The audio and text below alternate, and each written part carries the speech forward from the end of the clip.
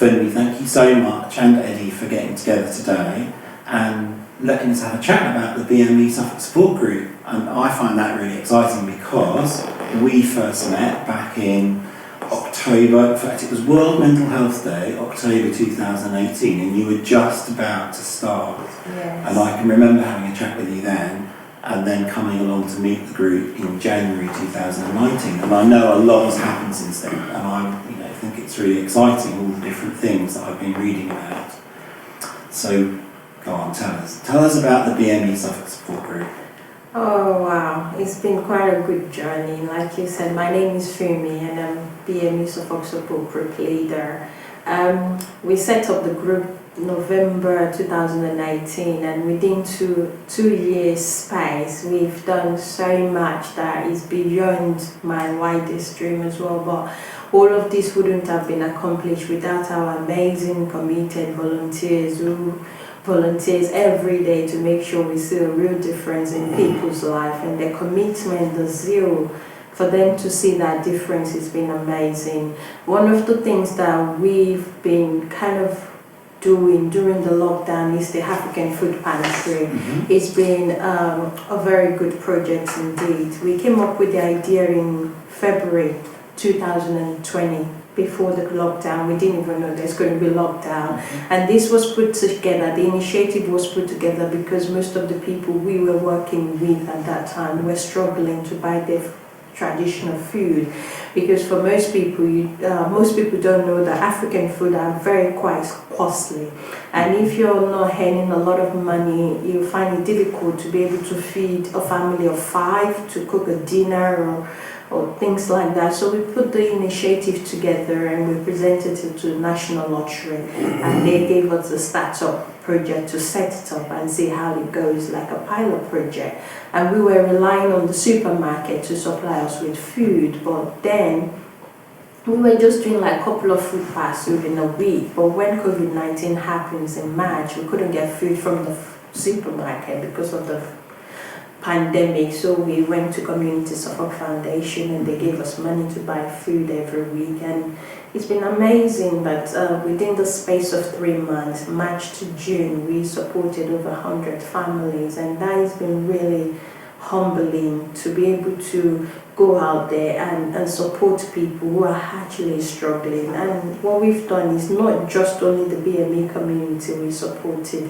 If we have a BME community, we give them loads of traditional food and everyday food. And if we get referrals for a wider community, we give everyday food, including toiletries, everything. And it's just been amazing for everyone to come together and be able to do something for your local community without expecting anything. That's really.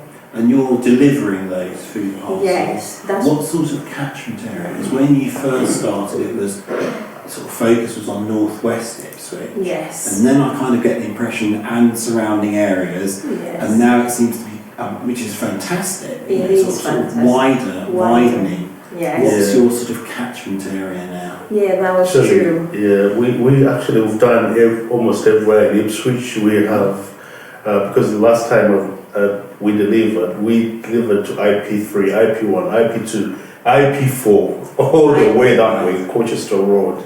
So it's been amazing. Yeah. So, I think the longest one we've done is IP13. Yes. Oh, yeah. Yes, we did IP13. Is that Stone Market? Yeah, after Stone Market. Yeah. Look, our project has been widened now, because when we first started, our initial startup funding was from Northwest Ipswich Big Local Trust, and they wanted to make sure that that funding served the Northwest Ipswich area that has been identified as disadvantaged and marginalized. But because we've now got funding from other organizations which are not specific to one area, so we're able to broaden our services. So we deliver to everyone, and we don't accept, people don't need to come to us because we're trying to keep each other side. We pack the food. So what we do is for an organization to refer to us, we have a referral forms. So we send it to the mainstream organization. They fill the referral form. We pack the food. So on the referral form, we will know how many people in the household. So we know the quantity to pack, and the address to deliver it, and the reason why people need the food is a very simple, straightforward form. We pack the food and our delivery drivers just go and deliver it. And so you make it sound very straightforward, but I know that you haven't had a base until sort of this month. yes. So I don't want people to get the impression that, you know, we've got this funding, we've got that funding, because I know that actually I get the impression you are doing an awful lot on a shoestring budget. Is that fair to say? Yes, that was actually correct. It's been a passion for me because when the virus happened, we usually just rent the St. Thomas Church Hall to do the food pass, but the church was locked, and I was like, no, we can't just close like that. So we have to move everything to my house. I have to give out my shed for us to continue, because I just don't want people that we're supporting to just feel let down, especially at the time they need it. So we didn't have any money, to be honest. Since March, we've been doing the food parcel in my shed, and sometimes we use Evernote. She's part of the volunteers as well, to pack the food, make sure they're keeping a very nice, proper storage. Until last month, we kind of just approach another organization if they can support us so that we can have a bigger capacity. So I've come to visit you today, and you've now got a room. Yes. A room at Tower Street. Yes. In is it Tower House? Yeah, Tower House. Tower House in Tower Street, and it's, you know, a reasonable sized room. But let's be honest, at the moment it's kind of empty, and you need some help, I think, to kind of get set up. Is that fair to say? Yes. I mean, I'm just going to pan the camera to show you what I mean by it's a little bit empty, because I don't want people to think, oh yeah, around the corner there's loads of things. And so actually at the moment, it needs fitting out. And you were saying it'd be really helpful to have a fridge, is that right? Yes, we're kind of going to go to a local charity shop. Two of our volunteers, Rob and Evernote, have just gone to a local charity shop to see if we can get a small fridge so that we can keep the fruit and veg in there weekly, because we provide fruit and veg as well, potatoes, carrots, peppers, cucumbers. And amazing. yes, so that. And could you actually use this as a sorting place? I mean, I guess the room is sort of 16 foot square, something like that. Yeah. 20 foot square. So is that what you'd like to do? Be able to kind of use it as a space in which to sort, or are you already doing that?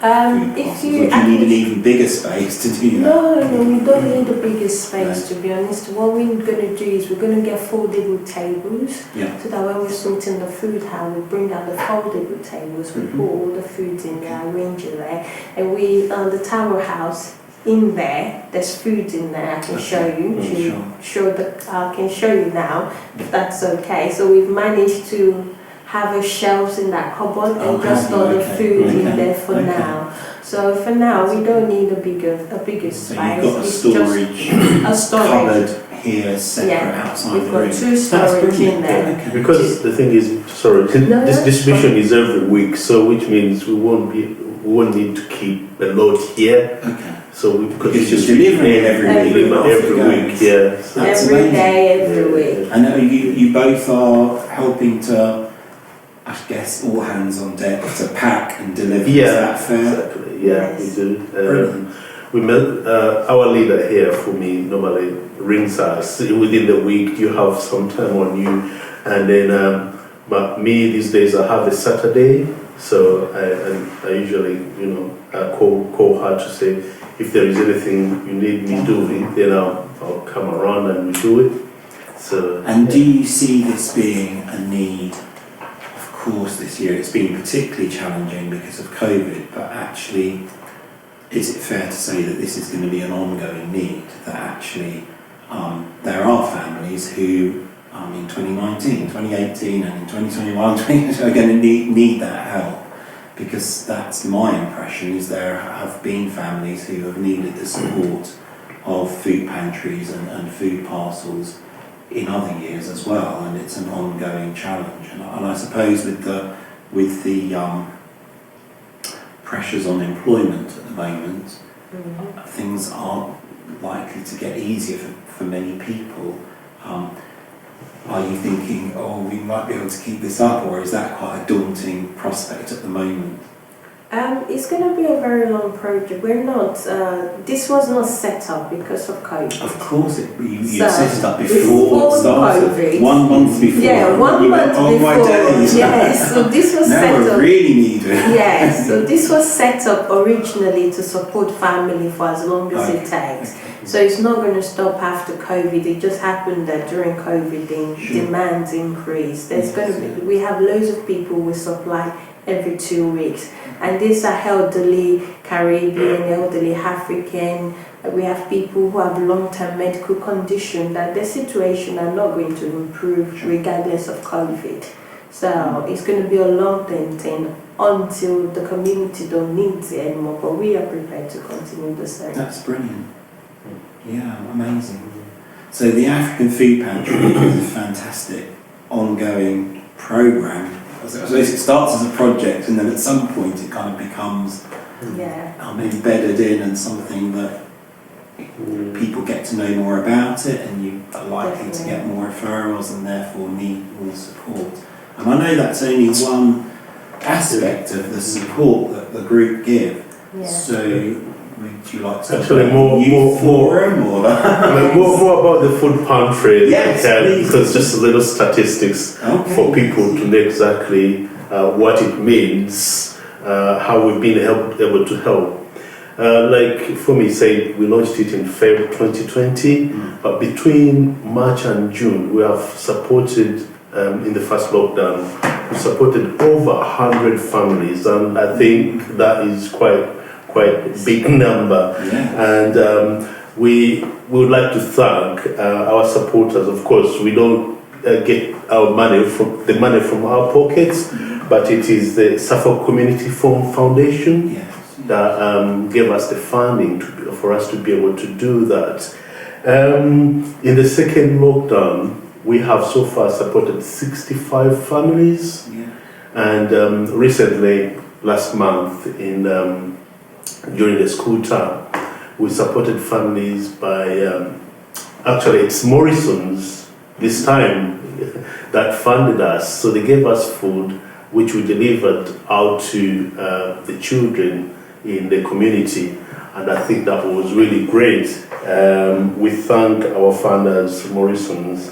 So as you've seen, it's a rigorous activity. We need more support.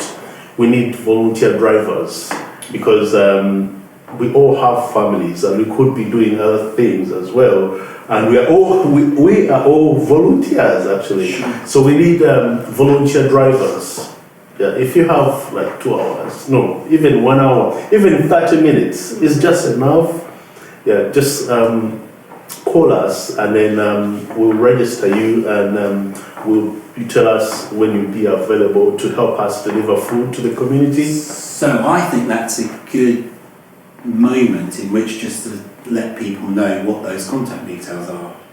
Yes. So am I right in saying the website www.BME Suffolk? .org?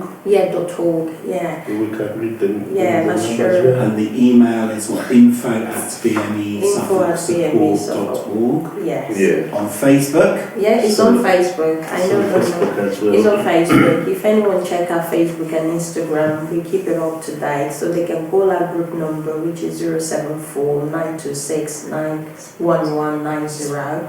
So they can call us on that number, or they can send us an email on info@bmesuffolk.org, or they can check our website as well. The contact number and the email is there.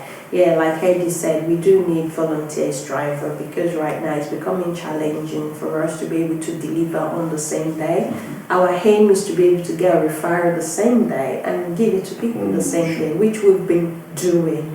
We've been making sure that, because when people need food parcel, they shouldn't wait till the next day or 2 days. So if we get a referral in the morning before 12 o'clock, we make sure the food is delivered the same day. but after 12 o'clock we deliver the next morning. So if we can get more volunteers driver, it will help us to be able to do that timely companies, and we need volunteers as well to help us to pack the food. It takes a long time to put different kinds of things in the parcel. So, and it doesn't have to be BME community alone. Anyone can help. Wider community is welcome to join us. I hope people are hearing this. It's a plea for help. Yes, so it's not only black community. Anyone can come in. We're all serving the local community. So if anyone have any spare time or one day a week to say, I can stand on standby this day, then that will go a long way for us. That's brilliant. Okay, we're putting that shout out. So, African Food Pantry. And I know that when you started it was a monthly Suffolk Support Group get together, and you kind of had people come along and share information, and it was social. I think I had some chicken and rice after joining you that evening, and it was very nice. And I thought, I wish that happened to everybody. But so that then I think you maybe introduced a weekly drop-in at the county library. Yes. Is that able to happen? I suppose it hasn't been able to. It's been happening over the telephone, to be honest with you. You mean the monthly meetup for no, the drop-in session.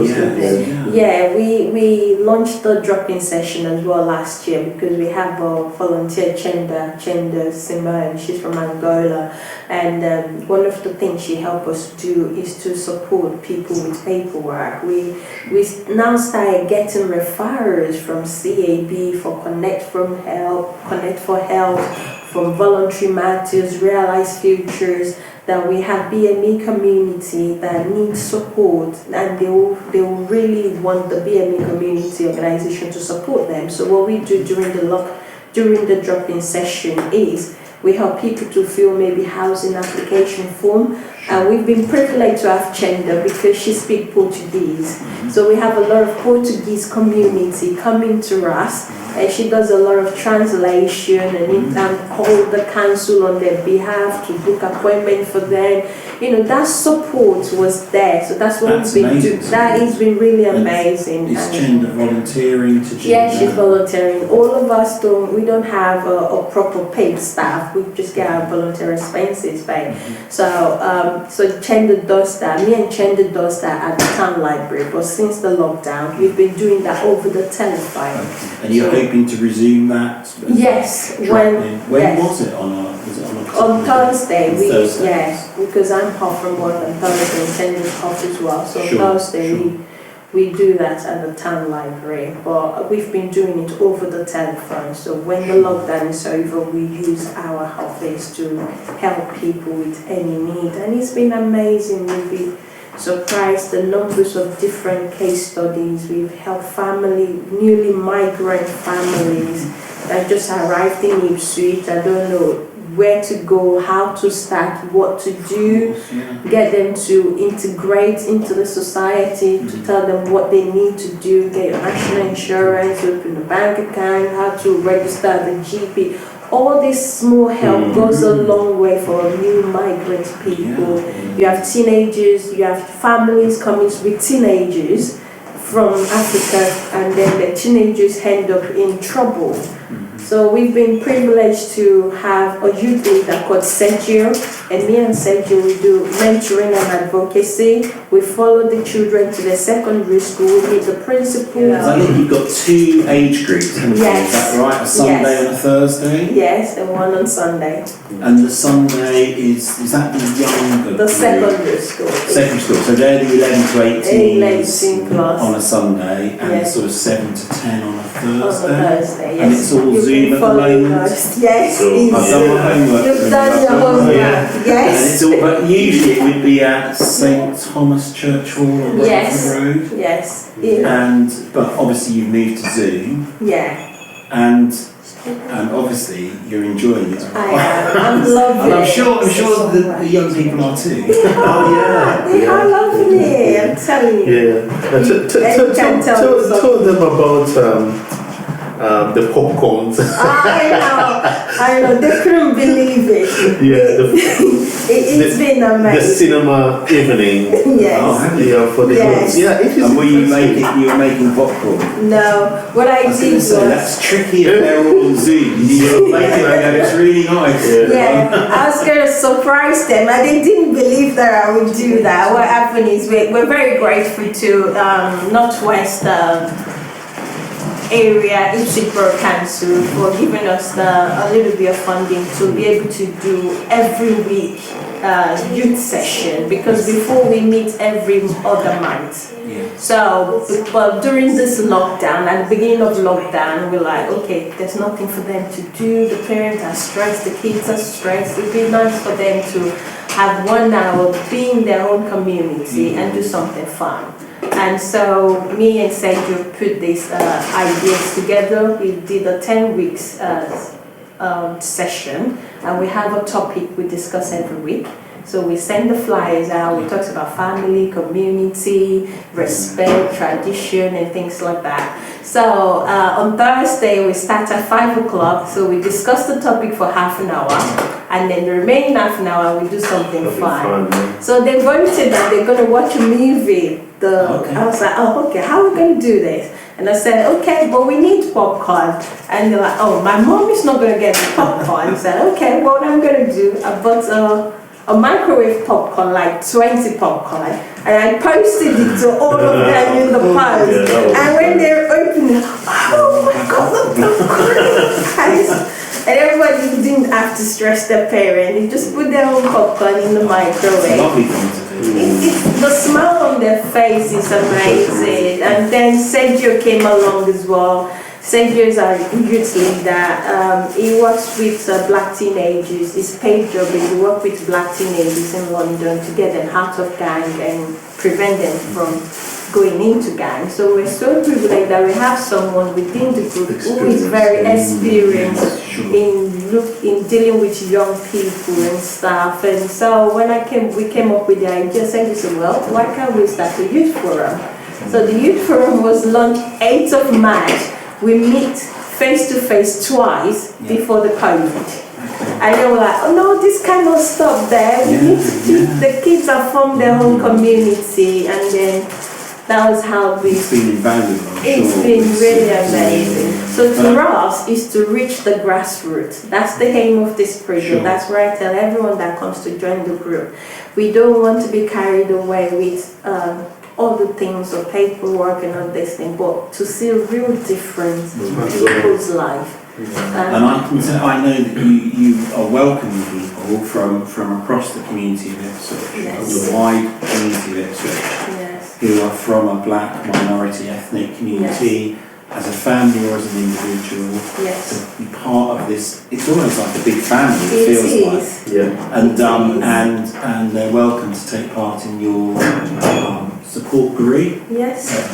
Children, young people, aged 7 upwards, to take part in the youth forum. And if they really need help with food, to put a call out and say, can we have some help please? But also you need people to help to volunteer and to help you to have the resources, the setup to actually deliver on all of these wonderful offers and promises, bearing in mind you're all volunteers. So I think that's a strong message, and I hope we can help you to share that, because what you're doing is amazing. Just respect to both of you and all your team, and that's my feeling, heartfelt. And recently, I don't remember the date, 25th of what, we marked our second year anniversary. We celebrated it on Zoom, and that was amazing. That was amazing. And we had one of our members, Chenda, made a beautiful cake, which we delivered. Share that.